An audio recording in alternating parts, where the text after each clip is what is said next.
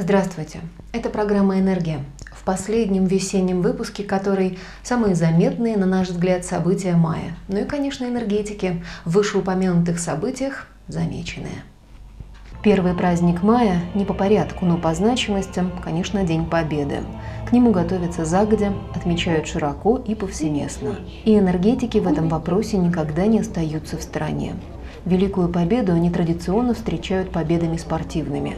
Легкоатлетическая эстафета среди цехов и подразделений Ниренгринской ГРЭС состоялась еще в конце апреля и представляла собой, как и всегда, генеральную тренировку перед городскими соревнованиями. Надеюсь, что каждый из вас сегодня участвует не по принуждению, а по желанию. Потому что вы лучшие, и вас выбрал цех, отдел, чтобы доказать, что ваш цех и отдел лучший, самый быстрый, здоровый коллектив, способен решать любые поставленные перед ними задачи. Дистанция была поделена на 12 этапов. Между собой состязались 9 команд. Недосягаемыми для соперников лидерами, как, собственно, и в прошлом году, стали спортсмены котло-турбинного цеха. А вот прошлогодние серебряные призеры, легкоатлеты электроцеха, в напряженной борьбе уступили сотрудникам пожарной части номер 1.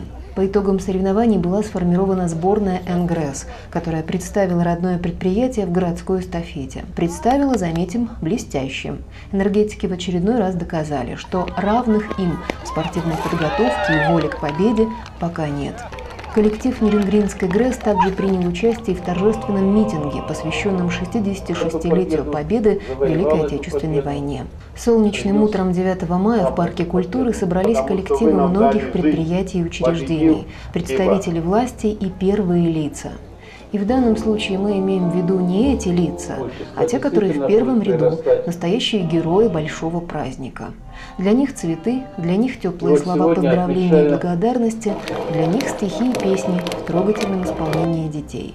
Вот только печально, что уже к вечеру город утопал в пивных реках и напрочь забыл, о чем были эти самые стихи и песни.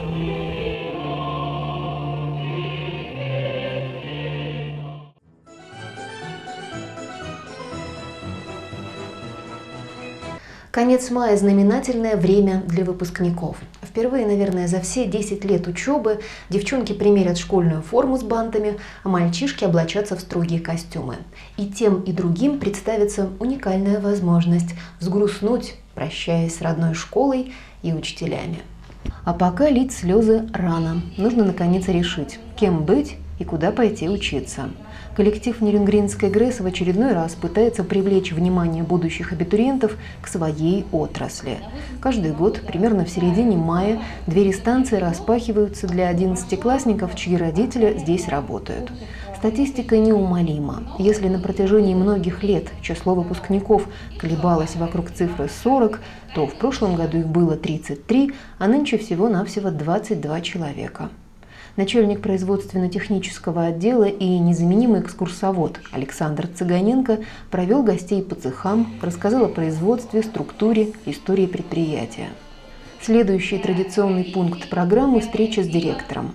Алексей Старцев поздравил выпускников, пожелал удачно сдать экзамены и выразил готовность принять на работу молодых и перспективных сотрудников.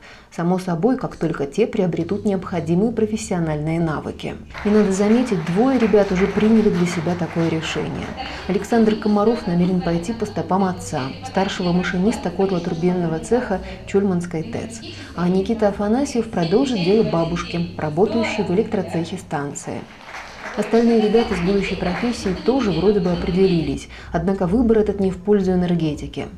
Примечательно, что в числе выпускников 2011 есть несколько девчонок-хоккеисток клуба «Энергия». Настя Мишланова, Кристина Буюк, Элина Бакарова, Юлия Кошевая. Эти очень юные и очень успешные спортсменки хотят в перспективе заняться тренерской работой. Но только после того, как соберут медали ближайших чемпионатов мира и Олимпиады, разумеется.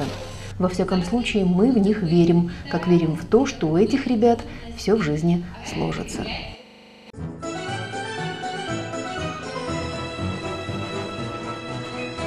В заключительной части программы старый, добрый, а главное бесснежный Первомай, как жизнеутверждающий символ несостоявшегося 21 мая апокалипсиса.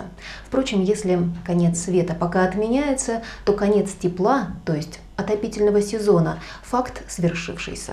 Это была программа «Энергия». Берегите себя, и не только себя, и тогда мы обязательно встретимся летом. Преподаватель своих количества.